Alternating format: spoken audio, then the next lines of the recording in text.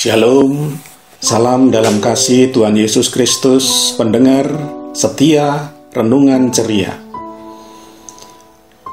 Kita akan bersama merenungkan firman Tuhan dan pada saat ini kita akan memulai di dalam doa. Mari kita berdoa. Bapa sumber kehidupan, hari ini kami bersyukur atas kebaikan yang mengiringi kehidupan kami.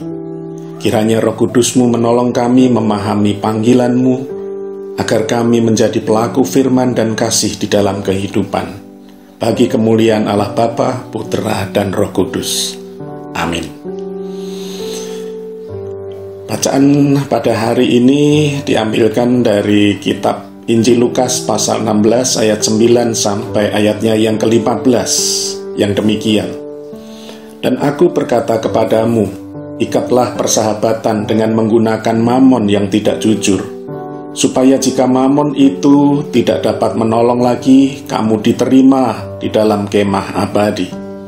Barang siapa setia dalam perkara-perkara kecil, ia setia juga dalam perkara-perkara besar. Dan barang siapa tidak benar dalam perkara-perkara kecil, ia tidak benar juga dalam perkara-perkara besar. Jadi, jikalau kamu tidak setia dalam hal mamon yang tidak jujur, siapakah yang akan mempercayakan kepadamu harta yang sesungguhnya? Dan jikalau kamu tidak setia dalam harta orang lain, siapakah yang akan menyerahkan hartamu sendiri kepadamu? Seorang hamba tidak dapat mengabdi kepada dua tuan, karena jika demikian ia akan membenci yang seorang dan mengasihi yang lain, atau ia akan setia kepada yang seorang dan tidak mengindahkan yang lain. Kamu tidak dapat mengabdi kepada Allah dan kepada Mamon. Semuanya itu didengar oleh orang-orang Farisi, hamba-hamba uang itu, dan mereka mencemoohkan dia. Lalu ia berkata kepada mereka, kamu membenarkan diri di hadapan orang, tetapi Allah mengetahui hatimu, sebab apa yang dikagumi manusia dibenci oleh Allah. Demikian Kitab Suci bersabda. Bapak, Ibu, saudara-saudari yang terkasih, pendengar setia Renungan Ceria, seorang pemikir kenamaan kelahiran Jerman, yaitu Erich Fromm, mencoba memahami, membuat diagnose, dan memberi terapi penyakit pada zamannya yang pada saat itu mengalami krisis. Bukunya yang diterbitkan pada tahun 76 berjudul To Have or To Be, atau diterjemahkan memiliki atau menjadi. Di sini ia menjelaskan dua macam orientasi manusia dalam memberi makna hidupnya, yaitu yang pertama, orientasi memiliki, dan yang kedua, orientasi menjadi. Baik, kita satu persatu kita pahami. Ciri utama dari orientasi yang pertama, yaitu memiliki, ialah kecenderungan memperlakukan setiap orang dan setiap hal menjadi miliknya, ingin menguasai dan memperlakukan segala sesuatu sebagai objek atau benda. Orang yang berorientasi memiliki tidak bisa hidup dengan dirinya sendiri, karena tergantung pada simbol-simbol yang menjadi miliknya. Dan ketika miliknya itu lepas dari genggamannya, ia merasa eksistensinya hilang. Orang yang mengandalkan mobilnya, rumah, kursi, popularitas, jabatan, dan lain-lain sebagai simbol keberadaannya, maka terus-menerus berusaha agar simbol-simbol itu tetap dimiliki. Jika semuanya lepas, maka keberadaannya hilang. Semakin banyak yang dimiliki, maka ia merasa kehadirannya semakin kuat. Semakin sedikit yang dimiliki, semakin kurang rasa percaya dirinya. Inilah ciri khas masyarakat yang serakah, yang menjadi basis orientasi hidup memiliki. Itu yang pertama. Dan yang kedua, orientasi menjadi.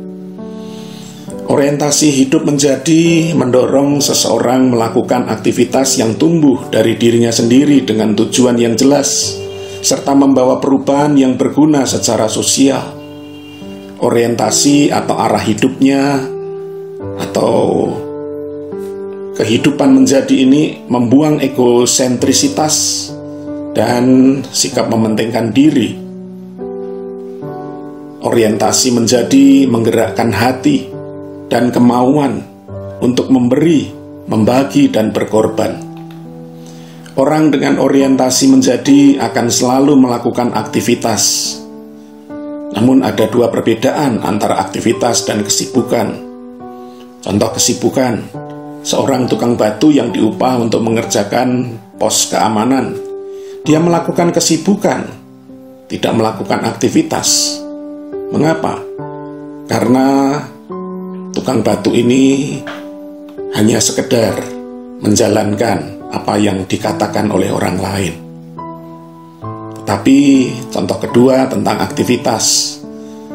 Seorang petani tua menanam pohon karena dia menginginkan ke depan rumahnya menjadi lebih rindang, menjadi lebih sejuk dengan adanya pohon yang rindang.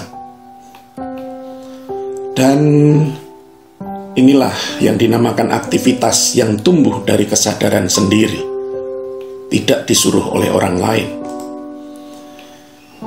Saudara-saudari pendengar yang terkasih, seorang yang berorientasi memiliki ini bila melihat bunga, mereka akan menyimpannya di kamar agar bisa menikmati keharumannya sendiri. Seorang dengan orientasi menjadi akan berbeda.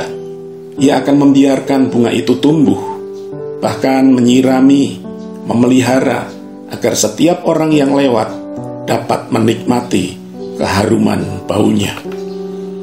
Pendengar yang dikasihi Tuhan, dari bacaan kitab suci hari ini kita dapat memahami dua pemahaman memiliki dan menjadi. Pada bagian pertama, Tuhan mengapresiasi kecerdikan bendahara yang kemudian memperoleh sahabat sebagai usahanya untuk menyelamatkan diri setelah diusir dari tempat kerjanya oleh tuannya. Usaha yang tidak jujur mengantarkan dirinya memenuhi hasrat memiliki sahabat yang membuat hidup dirinya terpenuhi dengan memiliki sahabat. Tetapi yang menyedihkan bahwa kelak mereka akan terjebak di dalam habitat, suasana, iklim ketidakjujuran semuanya. Dan di sisi lain, Yesus menegaskan perlunya membangun hasrat untuk hidup dengan orientasi menjadi, yaitu menjadi pribadi yang mengabdi kepada Allah, yang bila disertai dengan kecerdikan, pasti akan menjadi hal besar. Karena Allah memberikan segala sesuatu kepada kita untuk dikelola dengan baik, dengan setia, dari hal yang kecil yang akhirnya akan menjadi berkat besar. Di sini hidup kita diarahkan menjadi pribadi yang mengabdi kepada Allah dengan mengenal cara hidup Yesus dalam menjadi manusia yang setia kepada Allah, menghadirkan peradaban pemerintahan Allah di bumi ini.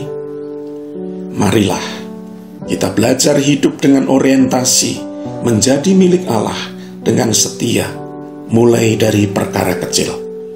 Kiranya Tuhan memberkati setiap aktivitas hari ini. Amin.